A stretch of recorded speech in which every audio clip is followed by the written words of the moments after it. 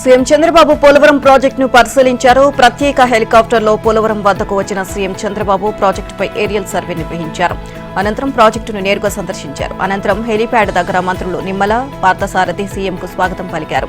Polavaram project hill view వద్ద ప్రజాప్రతినిధులందరినీ చంద్రబాబు పలకరించారు. అనంతరం అధికారులతో కలిసి చంద్రబాబు ప్రాజెక్టును సందర్శించారు. ఇక spillway, coffer dam, diaphragm wall ను పరిశీలించి వివరాలను అధికారుల నుంచి అడిగి తెలుసుకున్నారు. ఇక ప్రాజెక్టు ప్రాంతాన్ని వ్యూ పాయింట్ నుంచి సీఎం సందర్శించారు. ఆ తర్వాత వారితో కలిసి బస్సులో ప్రాజెక్టు పరిసరాలను పరిశీలించారు. అక్కడ ఏర్పాటు చేసిన ఫోటో ప్రదర్శనను తిలకరించారు. పోలవరం స్పిల్ వే పనులను పరిశీలించిన సీఎం చంద్రబాబు 26వ గేటు వద్ద వివరాలను అడిగి తెలుసుకున్నారు. కుంగిన గైడ్ బండ్ను సీఎం పరిశీలించారు. వరదల సమయంలో స్పిల్వేపై ఒత్తిడి పడకుండా ఏం చేయాలి అన్న అంశంపైన సీఎం చర్చించారు. ప్రాజెక్టుకు సంబంధించి పలు అంశాలను అధికారులు సీఎం చంద్రబాబు దృష్టికి తీసుకువచ్చారు. సీఎం మొత్తం వివరాలను అధికారుల నుంచి సేకరించే ప్రయత్నం చేశారు. డయాఫ్రమ్ వాల్ మొత్తం 485 మీటర్లు దెబ్బతిన్న విషయాన్ని అధికారులు సీఎంకు వివరించారు. 1396 మీటర్లలో 4 రీచుల్లో దెబ్బతిన్న విషయాన్ని హైడ్రో ఎలక్ట్రిక్ పవర్ కార్పొరేషన్ అధికారులు ఆయనకు వివరించారు. ఉప ముఖ్యమంత్రి పవన్ కళ్యాణ్ క్యాంపు కార్యాలయంగా ఇరిగేషన్ గెస్ట్ హౌస్ ను ప్రభుత్వం కేటాయించింది. విజయవాడలోని సూర్యారావుపేటలో ఉన్న ఇరిగేషన్ గెస్ట్ హౌస్ ను గతంలో చంద్రబాబు ప్రభుత్వంలో దేవినేని ఉమ జలవనరుల మంత్రిగా ఉన్నప్పుడు విశాలంగా నిర్మించారు. తర్వాత గత ప్రభుత్వంలో మంత్రి బొత్స సత్యనారాయణకు ఈ గెస్ట్ హౌస్ ను కేటాయించారు. అలాగే సచివాలయంలో గతంలో పంచాయతీరాజ్ గ్రామీణాభివృద్ధి శాఖ మంత్రి పేషి 5వ బ్లాక్ లో ఉండేది. ఇప్పుడు పవన్ తో పాటు జనసేన మంత్రులు నాదెండ్ల మనోహర్, కందుల దుర్గేష్ కు కూడా 2వ బ్లాక్ లో మొదటి అంతస్తులు కేటాయించారు. ఇప్పటికే ఈ బ్లాక్ గ్రౌండ్ ఫ్లోర్ లో పేషిని మంత్రి నారాయణకు అప్పగించారు. సీఎం పేషి 1వ బ్లాక్ వద్ద ఉండడంతో పవన్ పేషీలు 2వ బ్లాక్ లో ఉంటే అందుబాటులో ఉంటుందని ఆ మేరకు కేటాయింపులు చేసినట్లు తెలుస్తోంది. ఇవాళ డిప్యూటీ సీఎంగా ప్రమాణం చేసిన తర్వాత తొలిసారి పవన్ అమరావతి వెళ్లనున్నారు. వెలగపూడిలోని రాష్ట్ర సచివాలయానికి వెళతారు. ఈ నేపథ్యంలో అమరావతి రైతులు పవన్ ఘన స్వాగతం పలికేందుకు భారీ ఏర్పాట్లు చేస్తున్నారు. సీడ్ ఆక్సిస్ రోడ్ నుంచి వెలగపూడి సచివాలయం వరకు మానవహారంతో స్వాగతం పలికేందుకు సిద్దమయ్యారు. మొదటి నుంచి అమరావతి రైతులకు పవన్ అండగా ఉండడంతో ఆయనకు గ్రాండ్ వెల్కమ్ చెప్పేందుకు స్థానికులు రెడీ అయ్యారు. మంగళగిరి ప్రజల కోసం యువనేత నారా లోకేష్ నిర్వహిస్తున్న ప్రజా దర్బార్కు అనూహ్య స్పందన లభిస్తోంది. నియోజకవర్గం నలుమూలల నుంచి వివిధ వర్గాల ప్రజలు ఉండవల్లిలోని నివాసానికి లోకేష్ చేరుకొని తమ సమస్యలు విన్నవించుకుంటున్నారు. ఇవాళ ప్రజా దర్బార్ 3వ రోజు సందర్భంగా ఉదయం 7 గంటలకే వందలాది మంది ప్రజలు వినతి పత్రాలతో బారులు తీరుతున్నారు. ఇక అంగన్వాడీలు, ఉపాధ్యాయులు తాము ఎదుర్కొంటున్న సమస్యలను యువనేత దృష్టికి తీసుకొచ్చారు. జీతాలు పెంచాలని, అంగన్వాడీ టీచర్లు బదిలీల కోసం ఉపాధ్యాయులు ఉపాధి ఉద్యోగాలు కల్పించాలని నిరుద్యోగుల నుంచి వినతులు అందాయి. విద్య, వైద్యం కోసం పలువురు సహాయం కోరారు. వైసీపీ నేతలు అధికారాన్ని అడ్డుపెట్టుకుని తమ భూములను బలవంతంగా లాక్కున్నారని, తమకు న్యాయం చేయాలని యువనేతకు పెద్ద సంఖ్యలో ఫిర్యాదులు అందాయి. అందరి సమస్యలను ఓపికగా విన్న యువనేత సాధ్యమైనంత త్వరగా పరిష్కారం చూపుతాము అంటూ భరోసా ఇస్తున్నారు. రాష్ట్ర ఆర్థిక వ్యవస్థను సర్వనాశనం చేసిన ఐఆర్ఏఎస్ అధికారి కేవీవీ సత్యనారాయణ చంపయ్యారు. ఈ నెల 13న నార్త్ ఈస్టర్న్ రైల్వేలో ఆయన జాయిన్ అయ్యారు. కూటమి ప్రభుత్వం అధికారంలోకి రాగానే గత 5 ఏళ్లలో వ్యవస్థలను తుంగలో తొక్కి వైసీపీకి ఏకపక్షంగా వ్యవహరించిన అధికారులను రిలీవ్ చేయకూడదు అని ఆదేశాలిచ్చారు. అయినప్పటికీ సత్యనారాయణ తప్పించుకుని వెళ్లిపోయారు. ఇది ఎలా జరిగింది అనే దానిపై ఉన్నతాధికారులు ఆరా తీస్తున్నారు. జగన్ పాలనలో ఆర్థిక శాఖలో అవకతవకలకు సత్యనారాయణ కారణమనే ఆరోపణలు ఉన్నాయి. 2017 నుంచి ఆయన రాష్ట్ర ఆర్థిక శాఖలో సెక్రటరీగా విధులు నిర్వహించారు. 2019లో వైసీపీ అధికారంలోకి వచ్చాక అత్యంత కీలకమైన నిధుల చెల్లింపు విధులను సత్యనారాయణ చేతిలో పెట్టారు. 5 ఏళ్ల పాటు జగన్ అస్మదీయులకు మాత్రమే బిల్లులు చెల్లించారు. కేవలం పెండింగ్ బిల్లుల కోసమే హైకోర్టులో లక్షల పిటిషన్లు పడ్డాయి. వారెవరినీ ఖాతరు చేయకుండా కేవలం జగన్ అస్మదీయులకు బిల్లులు చెల్లిస్తూ సత్యనారాయణ స్వామి భక్తిని చాటుకున్నారు. అయితే రైల్వే శాఖకు లేఖ రాసి ఆయన్ను వెనక్కి పిలిపించేందుకు ప్రభుత్వం ప్రయత్నం చేస్తోంది. సెప్టెంబర్ నెలకు సంబంధించి 300 రూపాయల ప్రత్యేక ప్రవేశ దర్శన టికెట్లను టీటీడీ ఈ నెల 24వ తేదీన ఆన్లైన్లో విడుదల చేయనుంది. ఉదయం 10 గంటలకు టీటీడీ అధికారిక వెబ్సైట్ టీటీ దేవస్థానమ్స్ ఏపీజీఓవీ ఇన్లో విడుదల చేయనున్నారు. అలాగే శ్రీవారి ఆర్జిత సేవా టికెట్లను 18వ తేదీన ఉదయం 10 గంటలకు విడుదల చేస్తారు. ఈ సేవా టికెట్ల ఎలక్ట్రానిక్ డిప్ కోసం 20వ తేదీ ఉదయం 10 గంటల వరకు ఆన్లైన్లో నమోదు చేసుకోవచ్చు. టికెట్లు పొందిన భక్తులు 20 నుంచి 22వ తేదీ మధ్యాహ్నం 12 గంటల్లోపు సొమ్ము చెల్లిస్తే లక్కీ డిప్లో టికెట్లు మంజూరవుతాయి. అలాగే కళ్యాణోత్సవం, ఉంజల్ సేవ, ఆర్జిత బ్రహ్మోత్సవం, సహస్ర దీపాలంకరణ సేవల టికెట్లను 21వ తేదీన ఉదయం 10 గంటలకు విడుదల చేస్తారు. ఇక అదే రోజు మధ్యాహ్నం 3 గంటలకు వర్చువల్ సేవలు, వాటి దర్శన స్లాట్లకు చెందిన కోటాను కూడా విడుదల చేస్తారు. 22న ఉదయం 10 గంటలకు అంగ ప్రదక్షిణ, 11 గంటలకు శ్రీవాణి ట్రస్టుకు సంబంధించిన టికెట్లను, మధ్యాహ్నం 3 గంటలకు వయోవృద్ధులు, దివ్యాంగులు, దీర్ఘకాలిక ఆరోగ్య సమస్యలు ఉన్నవారికి టోకెన్ల కోటాను ఆన్లైన్లో అందుబాటులో ఉంచుతారు. ఇక 24వ తేదీ మధ్యాహ్నం 3 గంటలకు తిరుపతి, తిరుమలలోని గదుల కోటాను, 27న ఉదయం 11 గంటలకు శ్రీవారి సేవ, 12 గంటలకు నవనీత సేవ, మధ్యాహ్నం 1 గంటకు పరకామణి సేవ టోకెన్లను విడుదల చేయనున్నారు.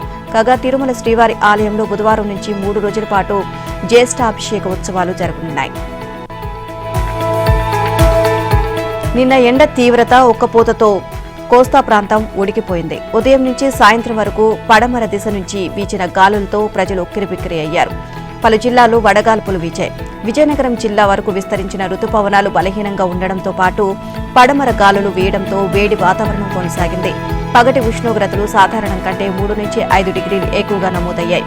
నెల్లూరు నుంచి కళింగపట్నం వరకు పలుచోట్ల 39 డిగ్రీలు పైబడి నమోదు కాగా తునిలో 40.2 డిగ్రీల గరిష్ట ఉష్ణోగ్రత నమోదైంది. మరోవైపు గోవా నుంచి కోస్తాంధ్ర వరకు విస్తరించిన ద్రోణి ప్రభావంతో రాష్ట్రంలో కొన్ని చోట్ల తేలికపాటి నుంచి ఓ మోస్తరు వర్షాలు కురిశాయి.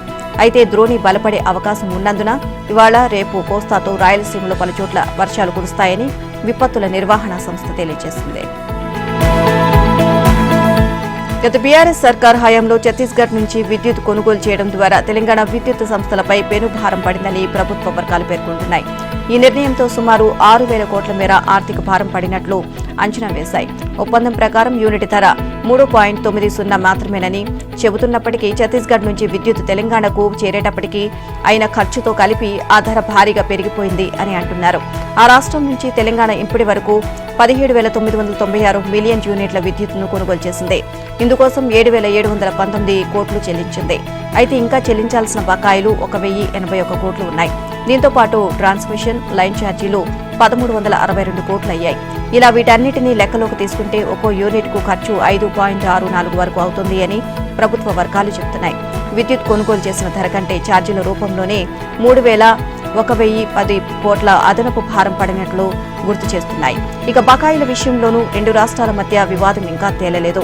1,081 కోట్ల బకాయిలు ఉన్నట్లు తెలంగాణ చెబుతుండగా ఛత్తీస్గఢ్ విద్యుత్ సంస్థలు మాత్రం 1,715 కోట్లు బకాయిలు ఉన్నట్లు లెక్కలు చూపుతున్నాయి. ఈ బకాయిల వివాదంపై ఛత్తీస్గఢ్ ప్రభుత్వం ఎలక్ట్రిసిటీ అపీలేట్ ట్రిబ్యునల్కు ఫిర్యాదు కూడా చేసింది. 2017 సంవత్సరం చివర్లో అందుబాటులోకి వచ్చిన ఈ విద్యుత్ సరఫరా మొదలైనప్పటి నుంచి అరకొరగానే జరిగింది. ఎన్నడూ 1000 మెగావాట్లు సాఫీగా రాలేదు. ఇలా ఆశించిన సరఫరా లేకపోవడంతో తెలంగాణ డిస్కంలు తిరిగి బహిరంగ మార్కెట్లో విద్యుత్ కొనుగోలు చేయాల్సి వచ్చింది. దాంతో 2017 నుంచి 2022 వరకు విద్యుత్ సంస్థలపై అదనంగా 2,083 కోట్ల భారం పడింది. 2022 ఏప్రిల్ నుంచి ఈ విద్యుత్ సరఫరా నిలిచిపోయింది. తెలంగాణ వ్యాప్తంగా పెండింగ్ లో ఉన్న ధరణి సమస్యలపై రేవంత్ సర్కార్ సీరియస్ గా ఫోకస్ పెట్టింది. 2.5 లక్షల పెండింగ్ దరఖాస్తులను వీలైనంత త్వరగా పరిష్కరించాలని అన్ని జిల్లాల కలెక్టర్లకు ఆదేశాలు జారీ చేశారు. ఈ నెలాఖరులోగా పూర్తిగా పెండింగ్ లేకుండా చూడాలని కోరారు. రాష్ట్రంలో దాదాపుగా 2.5 లక్షల దరఖాస్తులు వివిధ కారణాలతో పెండింగ్ లో ఉన్నాయి. ధరణి సమస్యల పరిష్కారం కోసం ప్రభుత్వం నియమించిన కమిటీ ఇప్పటికే పలు సూచనలు చేసింది. దానిలో భాగంగా సచివాలయంలో అన్ని జిల్లాల కలెక్టర్లతో CCLA commissioner Naveen Mittal video conference నిర్వహించారు. రాష్ట్ర వ్యాప్తంగా మొత్తం 2.20 లక్షల పెండింగ్ దరఖాస్తులను వీలైనంత తొందరగా పరిష్కరించాలని కలెక్టర్లకు ఆదేశాలు జారీ చేసింది సీసీఎల్ఏఈ. నెలాఖరులోగా వీలైనన్ని దరఖాస్తులు పరిష్కరించాలని స్పష్టం చేసింది. పాస్బుక్ డేటా కరెక్షన్లోనే ఎక్కువ దరఖాస్తులు ఉన్నట్లు కమిషనర్ దృష్టికి తీసుకువచ్చారు కలెక్టర్లు. ధరణిలో 188 టెక్నికల్ సమస్యలు గుర్తించి అందులో 163 టెక్నికల్ సమస్యలను పరిష్కరించామని అన్నారు. ఇదిలా ఉంటే మరో వారం 10 రోజుల్లో సీసీఎల్ఏ అన్ని జిల్లాల కలెక్టర్లతో భేటీ కానుంది. ఎన్నికల ప్రక్రియలో భాగంగా పెండింగ్ దరఖాస్తులు పెరిగాయి కాబట్టి ఇక మీదట రెగ్యులర్ గా మానిటరింగ్ చేయనుంది. ఫోన్ ట్యాపింగ్ కేసు దర్యాప్తులో పోలీసులు వేగం పెంచారు. ఎస్ఐబీ మాజీ చీఫ్ ప్రభాకర్ రావు ఓ ఛానల్ ఎండీ శ్రవణ్ రావును త్వరలోనే అమెరికా నుంచి తీసుకుని వచ్చేందుకు ప్రయత్నిస్తున్నారు. ఈ కేసులో కీలకమైన టెక్నికల్ ఆధారాలను ఇప్పటికే దర్యాప్తు బృందం సేకరించింది. కొండాపూర్లోని ఓ ఇన్నోవేషన్ లర్న్ ల్యాబ్ లో సోదాలు చేసిన పోలీసులు 3 సర్వర్లు, హార్డ్ డిస్కులతో పాటు 5 మాక్ మినీ డివైజ్లు చేశారు. సంస్థ డైరెక్టర్ పాల్ రవికుమార్ కు 160 సిఆర్పిసి నోటీసు జారీ చేసిన పోలీసులు టెక్నికల్ ఆధారాలకు సంబంధించిన స్టేట్మెంట్ ను రికార్డు చేశారు. అదే సంస్థలో పనిచేసే senior manager Ragi Ananthachari, software engineer Oleti Seetharam శ్రీనివాసుల స్టేట్మెంట్ ను కూడా పోలీసులు రికార్డు చేశారు. ఇన్నోవేషన్ ల్యాబ్ లో స్వాధీనం చేసుకున్న పరికరాలను ఫోరెన్సిక్ ల్యాబ్ కు పంపించారు. తెలంగాణలో 28 మంది ఐపీఎస్ బదిలీ అయ్యారు. ఈ మేరకు సీఎస్ శాంతికుమారి గత రాత్రి ఉత్తర్వులు జారీ చేశారు. బదిలీ అయిన వారిలో పలువురు నాన్ క్యాడర్ ఎస్పీలు కూడా ఉన్నారు. జోగులాంబ గద్వాల జిల్లా ఎస్పీగా ఉన్న రితిరాజ్ అవినీతి నిరోధక శాఖ జాయింట్ డైరెక్టర్ గా బదిలీ అయ్యారు.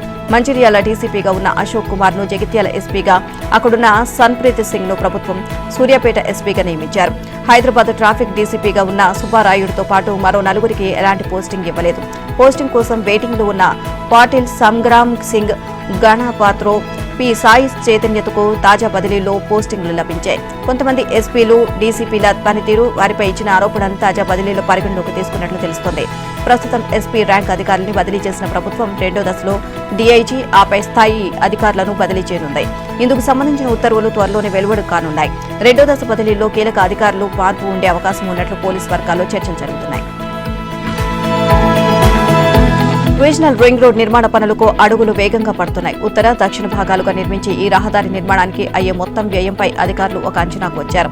2 భాగాలు కలిపి మొత్తం 350 కిలోమీటర్ల మేర నిర్మాణం కానున్న ఆర్ఆర్ఆర్కు 31,000 కోట్ల మేర నిధులు ఖర్చవుతాయని లెక్క కట్టారు. ఇక తొలుత నిర్మాణం చేపట్టే ఉత్తర భాగం రహదారికి ఆగస్టు 2వ వారంలో టెండర్లకు వెళ్లాలి అని ఇప్పటికే సూత్రప్రాయంగా నిర్ణయించిన నేపథ్యంలో రహదారి స్వరూపాన్ని కూడా ఖరారు చేశారు. మరోవైపు దక్షిణ భాగం పైన జాతీయ రహదారుల ప్రాధికార సంస్థ అధికారులు కసరత్తు చేస్తున్నారు. అలైన్మెంట్ పై చర్చలు జరుపుతున్నారు.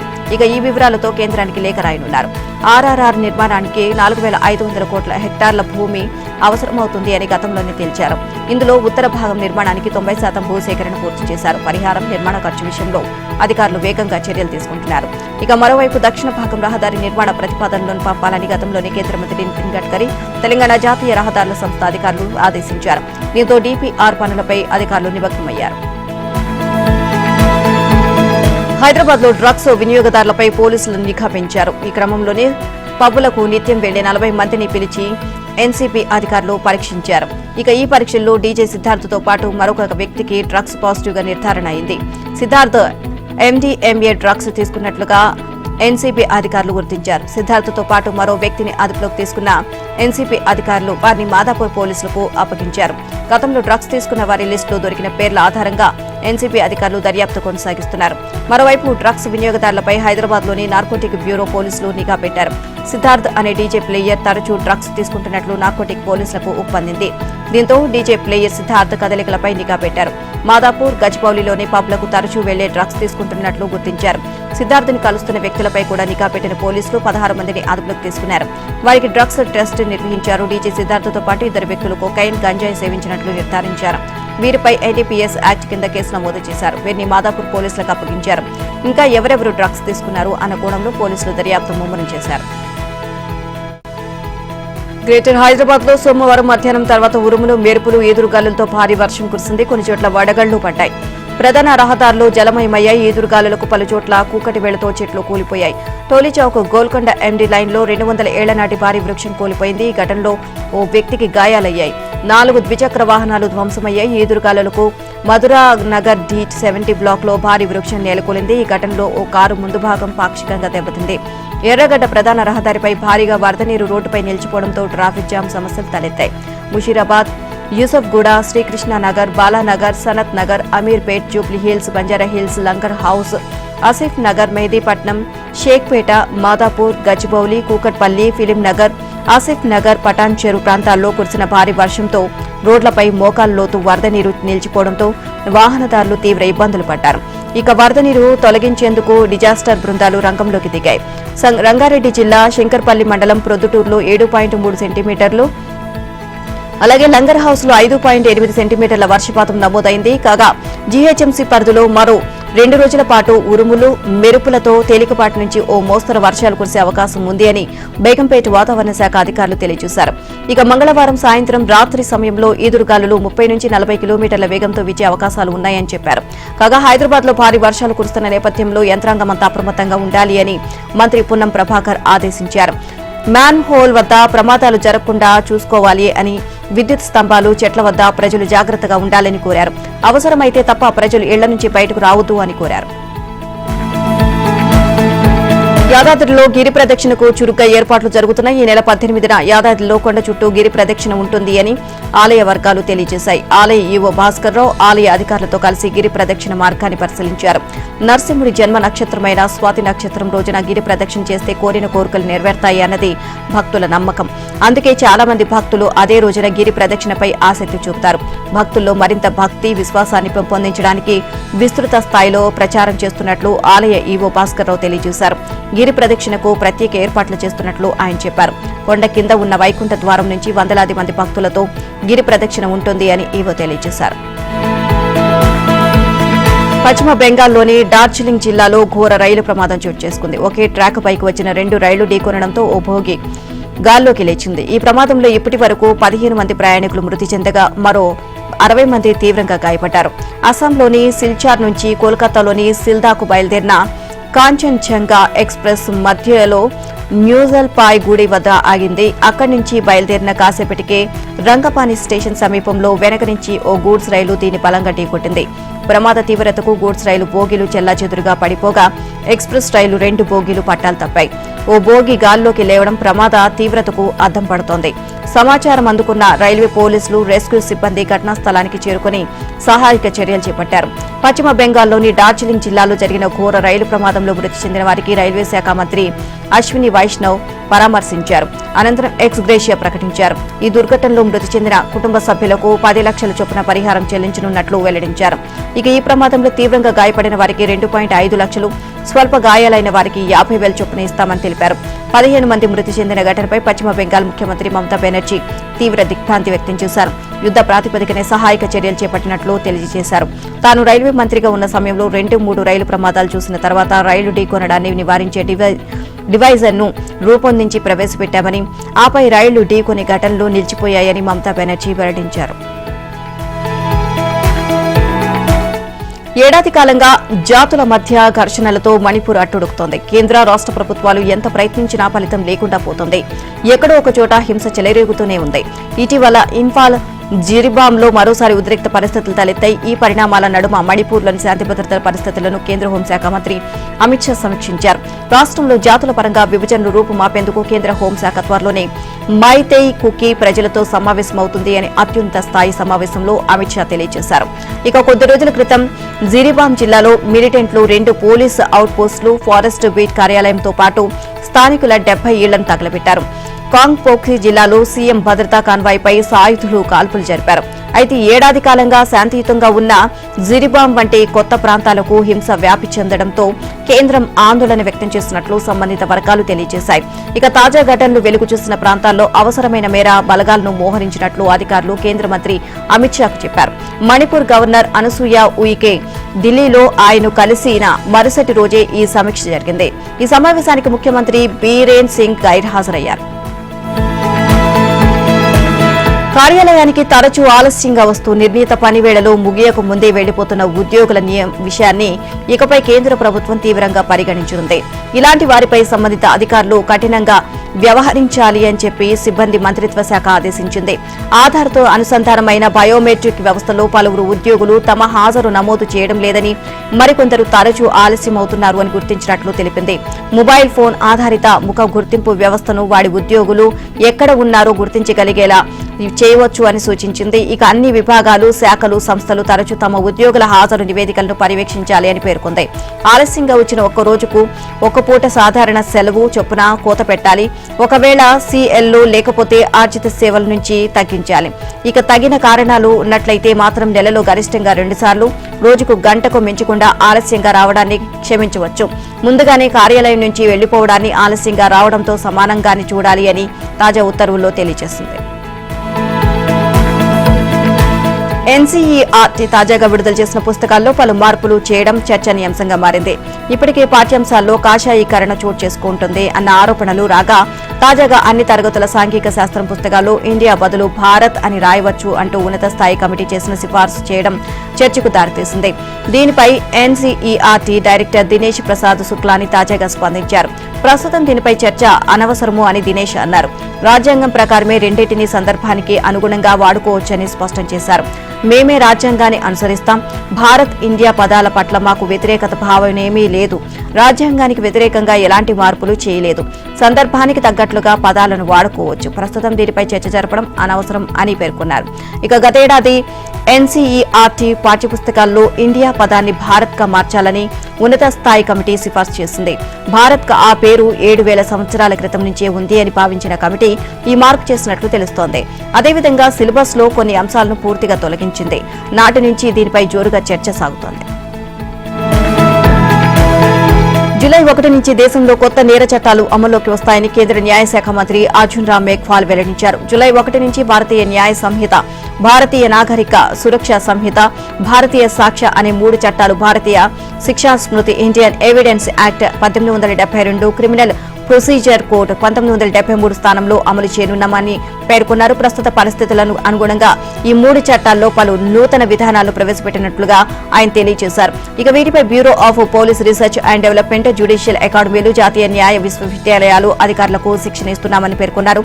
దేశంలోని న్యాయ వ్యవస్థకు ఈ 3 చట్టాలు కీలకమైనవి అని మంత్రి వ్యాఖ్యానించారు. భారతీయ న్యాయ సంహిత, భారతీయ నాగరిక సురక్ష సంహిత, భారతీయ సాక్ష్య అనే 3 కొత్త చట్టాలను గత ఏడాది పార్లమెంట్ ఆమోదించగా 2023 డిసెంబర్లో రాష్ట్రపతి ద్రౌపది ముర్ము ఆమోద ముద్ర వేశారు. భారతీయ న్యాయ సంహిత వేర్పాటువాద చర్యలు, సాయుధ తిరుగుబాటు, విధ్వంసక కార్యకలాపాలు, దేశద్రోహం వంటి నేరాలకు విధించే శిక్షల గురించి తెలుపుతోంది. ఈసారి లోక్సభ ఎన్నికల్లో యూపీలోని రాయ్బరేలీ, కేరళలోని వాయనాడ్ల నుంచి విజయం సాధించిన కాంగ్రెస్ అగ్రనేత రాహుల్ గాంధీ రాయ్బరేలీకి ప్రాతినిధ్యం వహించాలని, వాయనాడ్ స్థానాన్ని వదులుకోవాలని నిర్ణయించుకున్నారు. ఇక వాయనాడ్ నియోజకవర్గానికి జరిగే ఉప ఎన్నికల్లో కాంగ్రెస్ తరపున ఆయన పార్టీ ప్రధాన కార్యదర్శి ప్రియాంక గాంధీ పోటీ పడనున్నారు. కాంగ్రెస్ అధ్యక్షుడు మల్లికార్జున ఖర్గే ఈ వివరాలను విలేకరులకు వెల్లడించారు. సోమవారం ఖర్గే నివాసంలో ఆయనతో Congress parliamentary party chairperson Sonia Gandhi, Rahul Gandhi, party ప్రధాన కార్యదర్శులు కేసీ వేణుగోపాల్, ప్రియాంక గాంధీ సమావేశమయ్యారు. 2 స్థానాల్లో గెలిచిన ఎంపీలు లోక్సభ ఎన్నికల ఫలితాలు వెలువడిన 14 రోజుల్లో ఏదో ఒక స్థానాన్ని ఖాళీ చేయాలని నిబంధనలు స్పష్టం చేస్తున్న నేపథ్యంలో రాయ్బరేలీ, వాయనాడ్లో రాహుల్ ఏ స్థానాన్ని నిలుపుకోవాలి అనే అంశంపై చర్చించారు. అనంతరం ఖర్గే విలేకరులతో మాట్లాడుతూ తరతరాలుగా నెహ్రూ కుటుంబంతో ప్రత్యేక అనుబంధం ఉన్నందువల్ల రాయ్బరేలీ నుంచి రాహుల్ ఎంపీగా కొనసాగాలని పార్టీ నిర్ణయించిందని తెలియజేశారు. వాయనాడ్ ప్రజలు రాహుల్నే కోరుకుంటున్నప్పటికీ నిబంధనలు అనుమతించడం లేదని పేర్కొన్నారు. ఈ సందర్భంగా రాహుల్ గాంధీ మాట్లాడుతూ అత్యంత క్లిష్ట పరిస్థితుల్లో పోరాటానికి అవసరమైన శక్తిని వాయనాడ్ ప్రజలు తనకు అందించారు అని, ఆ విషయాన్ని ఎన్నడూ మర్చిపోను అని చెప్పారు. రాయ్బరేలీ, వాయనాడ్లతో తనకు భావోద్వేగపూరిత సంబంధం ఉందని, వాటిలో దేనిని ఎంచుకోవాలి అన్న నిర్ణయం సులభం కాలేదు అని వెల్లడించారు. రాహుల్ లేని లోటు లేకుండా తాను చూస్తాను అని వాయనాడ్ ప్రజలకు ప్రియాంక గాంధీ హామీ ఇచ్చారు. కష్టపడి పనిచేసిన మంచి ప్రజాప్రతినిధులను అనిపించుకుంటానని అన్నారు. ఇక జూలై నుంచి రాష్ట్రంలోని ఉన్నత స్థాయి ప్రభుత్వ ఉద్యోగులు తమ విద్యుత్ బిల్లులను సొంత డబ్బుతో చెల్లించుకోవాల్సి ఉంటుందని అస్సాం సీఎం హిమంత బిశ్వశర్మ వెల్లడించారు. తాను చీఫ్ సెక్రటరీ జూలై 1 నుంచి ఈ నిబంధనను అనుసరిస్తామని అన్నారు. గత 75 ఏళ్లుగా మన మంత్రులు, ప్రభుత్వ సీనియర్ సచివాలయ అధికారులకు నివాసాలకు విద్యుత్ బిల్లులను ప్రభుత్వమే చెల్లిస్తుంది. ప్రజలు చెల్లించే ట్యాక్స్ సొమ్ముతో ప్రభుత్వ అధికారులకు విద్యుత్ బిల్లులు చెల్లించే వీఐపీ సంస్కృతికి ముగింపు పలుకుతున్నాం. నేను, ప్రభుత్వ ప్రధాన కార్యదర్శి జూలై 1 నుంచి మా విద్యుత్ బిల్లులను మేమే చెల్లించడం ప్రారంభిస్తాం. ఇదే విధంగా ప్రభుత్వ ఉద్యోగులంతా వారి విద్యుత్ వినియోగానికి అయ్యే బిల్లులను చెల్లించాల్సి ఉంటుంది అని హిమంత బిశ్వశర్మ ఎక్స్ ఖాతా వేదికగా వెల్లడించారు. దీనివల్ల విద్యుత్ బోర్డుకి వచ్చే నష్టాలను నివారించవచ్చు అని, బదులుగా వారు విద్యుత్ ఛార్జీలను పెంచాల్సిన అవసరం ఉండదు అని సీఎం పేర్కొన్నారు. గువాహటిలోని రాష్ట్ర సెక్రటేరియట్ కాంప్లెక్స్ లో జరిగిన ఓ వేడుకలో 2.5 మెగావాట్ల విద్యుత్ ఉత్పత్తి సామర్థ్యం గల grid connect roof top ground mounted solar PV సిస్టమ్ను జనతా భవన్ సోలార్ ప్రాజెక్టును శర్మ ఆవిష్కరించారు. ప్రతి ప్రభుత్వ కార్యాలయంలో సోలార్ పవర్ ను దశలవారీగా వినియోగించుకోవాలి అని ముఖ్యమంత్రి కోరారు. కళాశాలలు, విశ్వవిద్యాలయాల్లో సౌర విద్యుత్ వాడకాన్ని ప్రోత్సహించాలని పిలుపునిచ్చారు. విద్యుత్ను ఆదా చేయడానికి సీఎం సెక్రటరీ, హోం, ఆర్థిక శాఖలు మినహా అన్ని ప్రభుత్వ కార్యాలయాల వద్ద రాత్రి 8 గంటలకు విద్యుత్ ఆటో డిస్కనెక్షన్ అమలు చేయడానికి కృషి చేస్తున్నామని అన్నారు.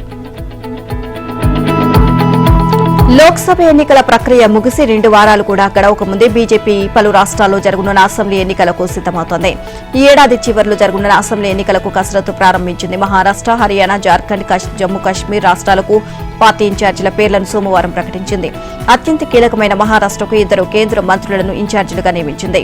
కేంద్ర పర్యావరణ శాఖ మంత్రి భూపేంద్ర యాదవ్ ఇన్ఛార్జిగా, రైల్వే మంత్రి అశ్విని వైష్ణవ్తో సహా ఇన్ఛార్జిగా ఉంటారు అని పార్టీ ప్రకటించింది. 2014 అంతర్జాతీయ తొలిసారి అసెంబ్లీ ఎన్నికలు జరగనున్న జమ్మూ కాశ్మీర్ కు కేంద్ర మంత్రి జి కిషన్ రెడ్డిని ఇన్ఛార్జిగా నియమించింది. జమ్మూ కాశ్మీర్లో ఈ సెప్టెంబర్లోనే ఎన్నికలు జరిగే అవకాశం ఉంది. ఇక మరో కేంద్ర మంత్రి ధర్మేంద్ర ప్రధాన్ కు హర్యానా బాధ్యతలు అప్పగించింది. త్రిపుర మాజీ సీఎం బిప్లవ్ కుమార్ ఆయనకు సహాయంగా ఉంటారని ప్రకటించింది. జార్ఖండ్ ఇన్ఛార్జిగా మధ్యప్రదేశ్ మాజీ సీఎం, ప్రస్తుత కేంద్ర మంత్రి శివరాజ్ సింగ్ ను నియమించింది. ఆయనకు అసోం సీఎం హిమంత బిశ్వ శర్మ మద్దతుగా ఉంటారు అని తెలిపింది. మహారాష్ట్ర, జార్ఖండ్, హర్యానాలో ఏడాది చివరిలో ఎన్నికలు జరగనున్నాయి.